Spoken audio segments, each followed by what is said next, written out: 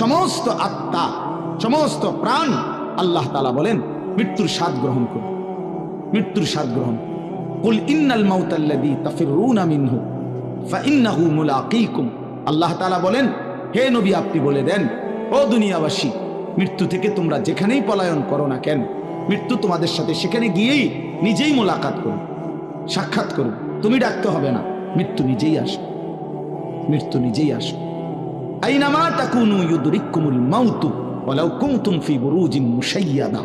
আল্লাহ বলে, তুমি যদি এমন একটা বিল্ডিং বানাও, ঘর বানাও, যে ঘরটা অনেক উঁচা, যে ঘরটার উপর দিয়া কেউ ভিতরে ঢুকতে পারবে না, যে ঘরটার মধ্যে একটা ছিদ্র নাই, একদম আটকানো, তো এরকম একটা ছিদ্রবিহীন সুউচ্চ ঘরও যদি তুমি বানিয়ে তার ভেতরেও তুমি আশ্রয় নাও, তো ইউদরিকুমুল মাউতু, মৃত্যু তোমার সেখানেই পৌঁছবে,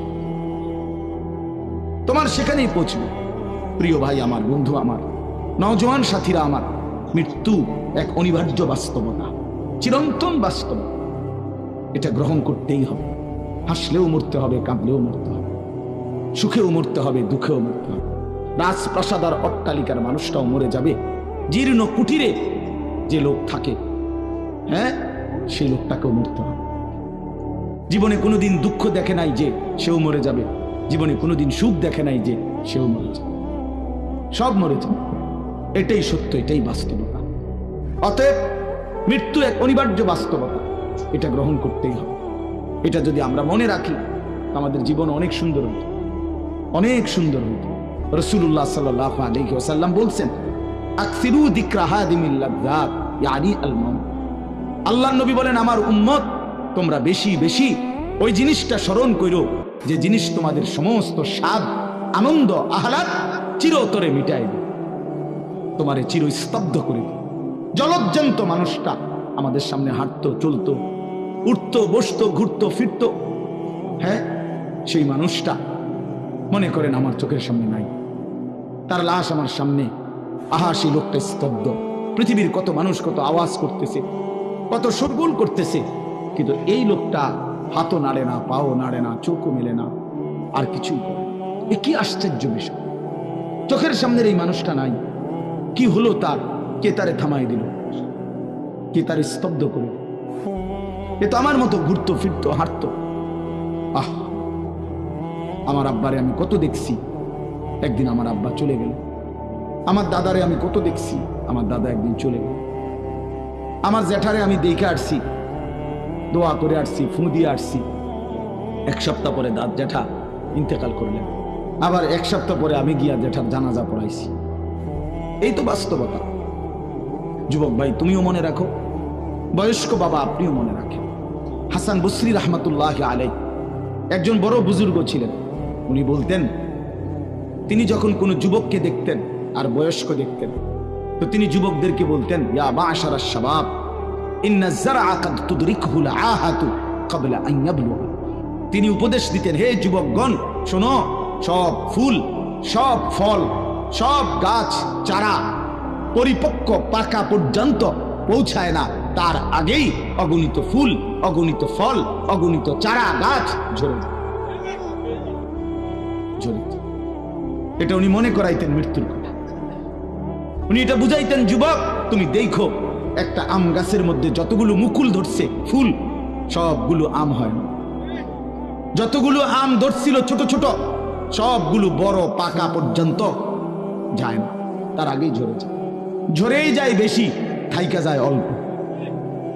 তার মানে যুবক, কিশোর, তরুণ এই বয়সেই মৃত্যু হয় বেশি, বৃদ্ধ পর্যন্ত পৌঁছে কম। পুরা বাড়িতে অনেক সময় এমন হয় একজনও বয়স্ক লোক নেই, একজনও নেই।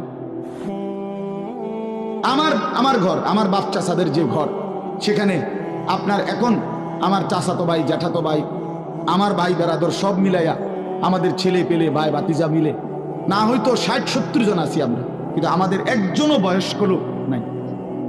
আমার দাদাও নাই, দাদিও নাই, জ্যাঠাও নাই, চাচাও নাই, আমার আব্বাও নাই, কেউ নেই। তাইলে কেন এমন হলো? তাহলে বোঝা গেল অধিকাংশই ঝরে যায়, কবরে চলে যায়, মৃত্যু হয়ে যায়। এই জন্য ধোঁকা না খাওয়া। আরেকটা হলো, বয়স্ক লোককে দেখলে উনি বলতেন, হাসান বসরি রাহমাতুল্লাহ আলাইহি, ইয়া মাশারা শিয়ুখ, হে বৃদ্ধগণ। উনি তাদেরকে জিজ্ঞাসা করতেন যে মা ইউনতাজারু বিসসারআই ইযা বালাগা, যখন কোনো ফসল পাইকা যায় তখন আর বাকি থাকে কি? কি বাকি থাকে? কাটা। কথা বলে না, কি বাকি থাকে? ক্বালু আল হাসাদ, বা কাটাটা বাকি থাকে, পাইকা তো গেছে।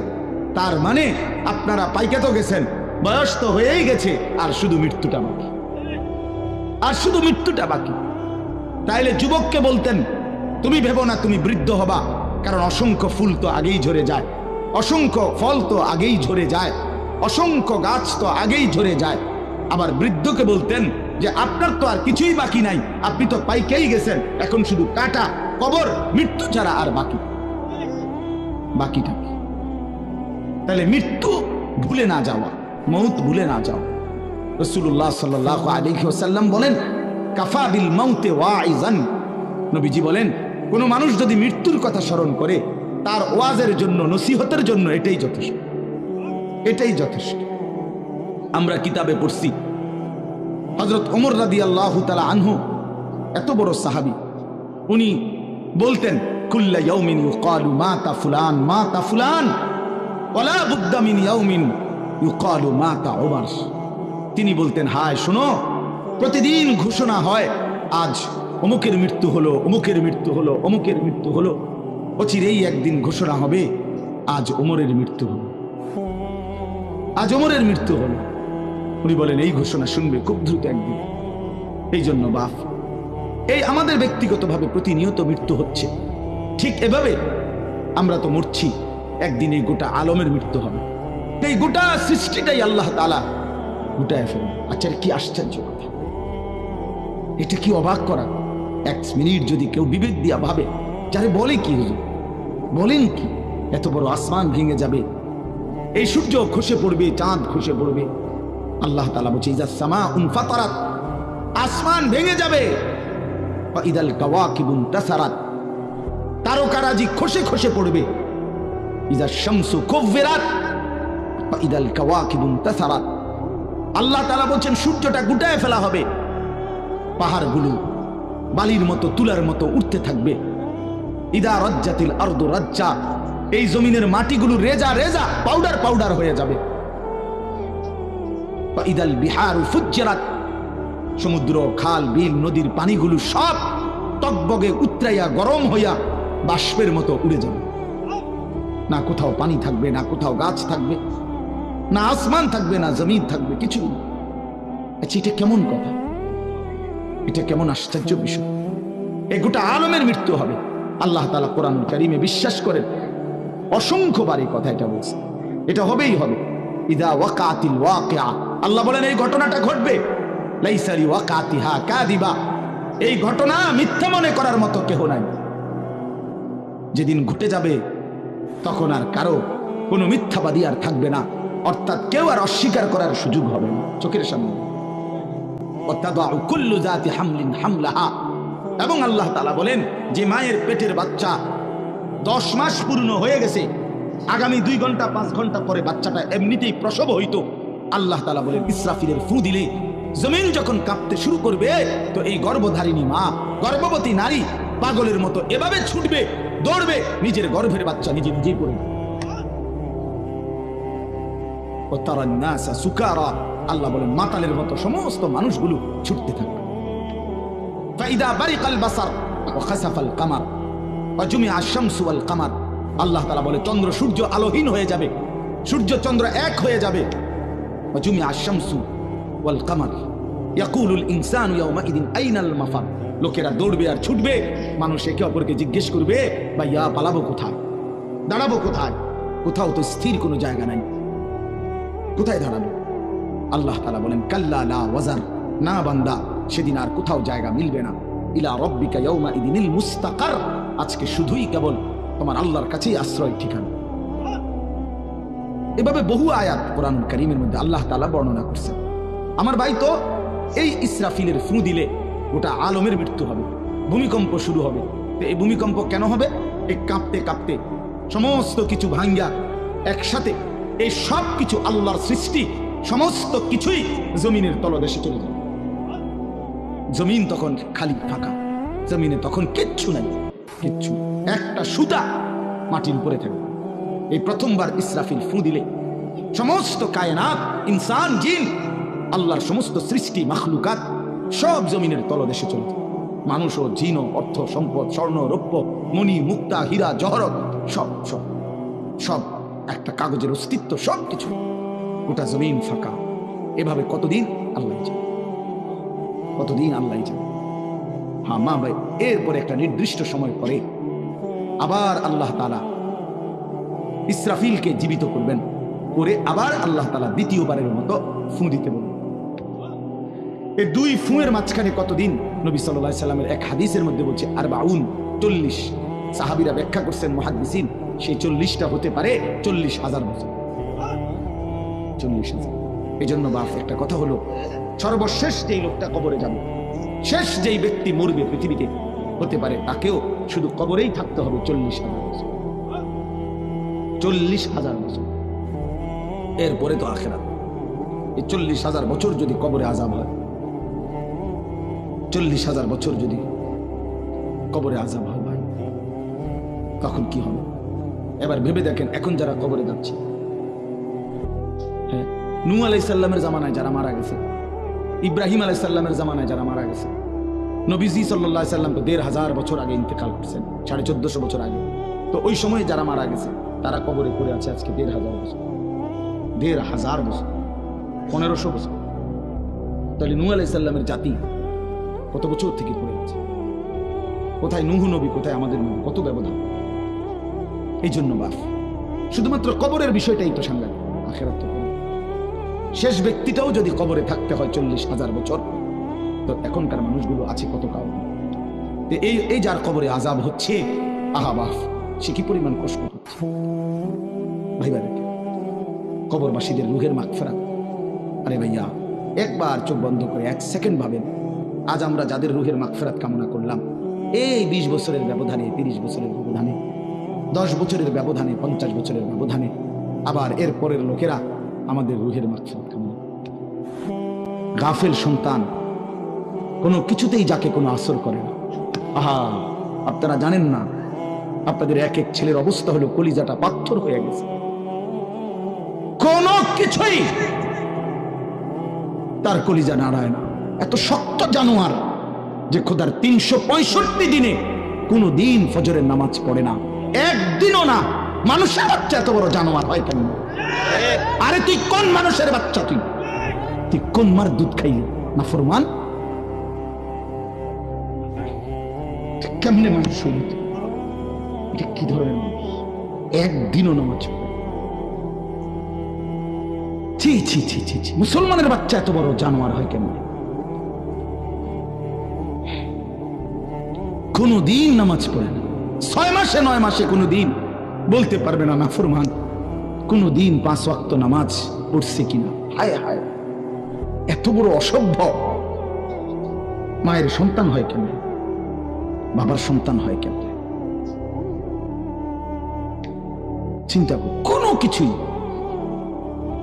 ছেলে পেলেদের হালাত হলে এই পরিমাণ লাগাম ছাড়া কিসের মা কিসের বাবা, কে তার মা কে তার বাপ, কে কি তার ধর্ম, তার আল্লাহকে তার রসুলকে, তারে বানাইছে কে, আসছে কোত্থেকে, কেন আসছে, কি করতেছে, কি করছে, কিচ্ছুর খবর, কিচ্ছু কিচ্ছুর খবর। আসে, হাঁটে, বুট খায়, বন খায়, মোবাইল টিপে, খারাইয়া মতে, বইয়া মতে, বন্ধু বান্ধবদের সাথে আড্ডা দেয়, মেয়ের পিছনে ঘুরে, অসভ্য অশ্লীল কথাবার্তা বলে।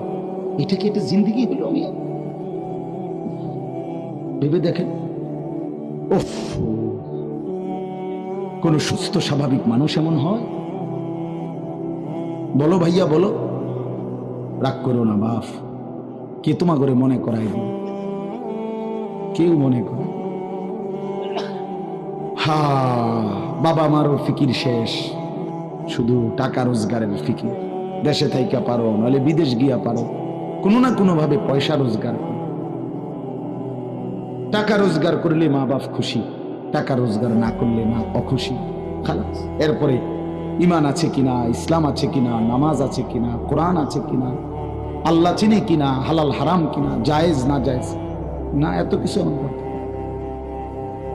ফুতেরে জিগায় না যে ফুত কামাই যে করতেছ কি হালাল কামাই করো না না, এত কিছু দরকার। টাকা দিতেছে, খাইতেছে, ঘুমাইতেছে, বিল্ডিং করতে আসে, জমি কিনতে আসে, আফেল মালটা খাইতেছে। এক ছেলে আমারে নিজে বলছে, আমি সবার ব্যাপারে বলি না, এক ছেলে আমারে নিজে বলছে, হুজুর আমি একটা দেশের নাম বলছে, যেই দেশে আমার কর্মটা ছিল, চলে আসছে ওই দেশ থেকে।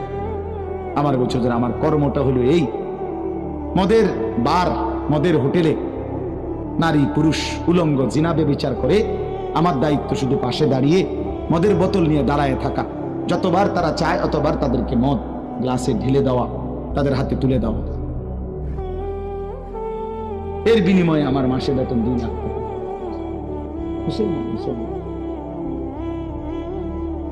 মুসলমানের সন্তান, বাংলাদেশের সন্তান। তো এই টাকা যখন বাবা খাচ্ছেন, বিল্ডিং করতেছে, কোনো টেনশন নাই। আমি আবার বলছি, আমি সবার জন্য বলি না, ওই বলছে দেখে ওরটা কইছি, কথা বুঝছেন? আমি তো নাম ঠিকানা বলি না। জমিনের তলদেশের সবকিছু জমিনের উপরে উঠে আসবে। এই উঠে আসলেই এটা হাসরের মাঠ। এইটা, এই হাসরের মাঠ কোনটা জানেন? এই যেখানে বসে আছেন এখন, এটাই হাসরের মাঠ। এই জমিনের উপরেই হাসরের মাঠ। বাকি শুধু আল্লাহ কোরআন বলছে, ইদাল আরদু মুদ্দাত, আমি আল্লাহ জমিনটাকে টেনে আরো লম্বা করে দেব, আরো বড় করে দেবো, আর কি প্রশস্ত করে দেবো। কারণ ওই যে পিসের মানুষ কারণ লাগবে না, মানুষ তো দাঁড়াই বসেই আদম আলাইহিস সালাম থেকে নিয়া, তো মানুষ বেশি না, মানুষ, গরু, ছাগল, হাঁস, মুরগা, জিন, ভূত সব খারাপ না, সব দাঁড়াবে। এই জন্য আল্লাহ তাআলা বলেন, জমিন আমি প্রশস্ত টেনে দিব, লম্বা করে দিব, এতটুকু। বাকি এটাই হাসরের মাঠ, এটাই হাসরের মাঠ। এই কথাটাই এখানে আল্লাহ তাআলা উল্লেখ করছেন। ইদা জুলজিলাতিল আরদু জিলজালাহা, যখন দ্বিতীয়বারের মতো ইসরাফিলের ফু দিলে জমিনের ভূমিকম্প শুরু হবে। ওয়া আখরাজাতিল আরদু আসকালাহা, আল্লাহ তাআলা বলেন তখন জমিন তার তলদেশে যা ছিল, সমস্ত জমিনের তলদেশে, এগুলো এতদিন জমিনের বোঝা ছিল, বোঝা মানে মাটির নিচে, এগুলো সে মনে যেন ফুজা কান্দে লইছে। এবার ওয়া আখরাজাতিল আরদু আসকালাহা, জমিন তার বোঝা মানে জমিনের তলদেশে যা ছিল, সে এবার তা জমিনের উপরে উঠায়, উপরে উঠায়। এরপরে আশ্চর্য কথা শুনেন, এরপরের কথাটার জন্য রাসূলুল্লাহ সাল্লাল্লাহু আলাইহি সাল্লাম হাদিসে বলছেন, এই ভাই শুনেন, ছেলেরা তোমরাও শোনো। নবী সাল্লাল্লাহু আলাইহি সাল্লাম বলেন, এই জমিনের তলদেশ থেকে যখন সবকিছু উপরে উঠে আসবে, তখন অর্থ সম্পদ, হীরা জহরত, মণি মুক্তা, স্বর্ণ রৌপ্য, এগুলো স্তূপ আকারে উঠে আসবে জমিনের উপরে, মানে হাসরের মাঠে। তো নবীজি একেবারে স্পষ্ট হাদিস, নবীজি সাল্লাল্লাহু আলাইহি সাল্লাম বলেন, তখন এই স্বর্ণ রৌপ্য, টাকা পয়সা, হীরা জহরত, এগুলো, এই অর্থ সম্পদগুলো আল্লাহর কুদরতে কথা বলবে। স্বর্ণের টুকরা কথা বলবে, কথা বলবে, রৌপ্যের টুকরা কথা বলবে, এগুলো কথা বলবে। কথা কি বলবে? এগুলো তখন ওই নাফরমান মানুষগুলোকে ডাক দিবে, ডাক দিবে, আইয়ুহাস সারিক, হে চোর, এদিকে এই সম্পদের জন্য চুরি করেছিলে, আজ যা দরকার নেও। আইয়ুহাল কাতি', হে ডাকাত, এদিকে এদিকে আসো, এই সম্পদের জন্য ডাকাতি করছিল, আজ নেও। হে আত্মীয়তার, আইয়ুহাল কাতি', আত্মীয়তার সম্পর্ক ছিন্নকারী ব্যক্তি, আসো। এই জন্য ভাইয়ের সাথে যুদ্ধ করছো, বোনের সম্পদ নষ্ট করছো, চাচারে সম্পত্তি দাও নাই, এই জন্য, এই দুনিয়ার জন্য নেও, এখন না, এখন যা লাগে নেও। এইভাবে প্রত্যেক নাফরমান পাপীকে, হে হারামখোর, সুদ করে দিগা, এখানে টাকা যা লাগে নে, নে বাটপার, এখান থেকে টাকা নে, কি পরিমাণ টাকা দরকার ছিল নে। এইভাবে রাসূলুল্লাহ সাল্লাল্লাহু আলাইহি সাল্লাম বলেন, দুনিয়ার এই সম্পদগুলো কথা বলবে আর ডাকবে। ডাকলে মানুষ, আচ্ছা এটা তখন কেরম লাগবো? কথা বোঝেন নাই? এটি যখন কথা বলবে, ডাকাডাকি করবে, মানুষ কি বলবে? লোকেরা তো সবাই দাঁড়াইছে, মানুষও তো দাঁড়াইছে, তারাই তো ডাকতেছে, তো তারা কি বলবে? ওয়াকালাল ইনসানু মা লাহা, আল্লাহ নিজেই বলতেছে, লোকেরা তখন মানুষগুলো বলবে মা লাহা, এটা কি হলো?